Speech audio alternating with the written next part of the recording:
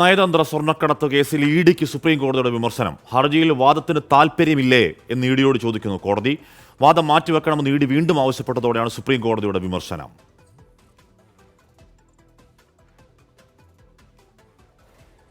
നയതന്ത്ര സ്വർണ്ണക്കടത്ത് കേസിലെ വിചാരണ കേരളത്തിന് പുറത്തേക്ക് മാറ്റണമെന്നാവശ്യപ്പെട്ടുള്ള ഹർജി പരിഗണിക്കവെയാണ് ഇഡിക്ക് സുപ്രീം കോടതിയിൽ നിന്നും വിമർശനം.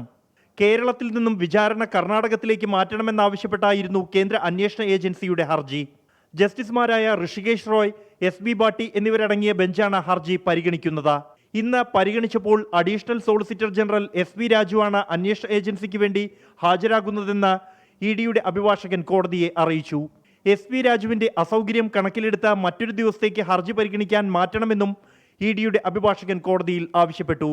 എന്നാൽ സംസ്ഥാന സർക്കാരിന് വേണ്ടി ഹാജരാകുന്ന സീനിയർ അഭിഭാഷകൻ കപിൽ സിബൽ ഇതിനെ എതിർത്തു. കഴിഞ്ഞ 4 തവണ ഇഡി ആവശ്യപ്പെട്ടതിനെ തുടർന്നാണ് ഹർജി മാറ്റിവെച്ചതെന്ന് കപിൽ സിബൽ ചൂണ്ടിക്കാട്ടി.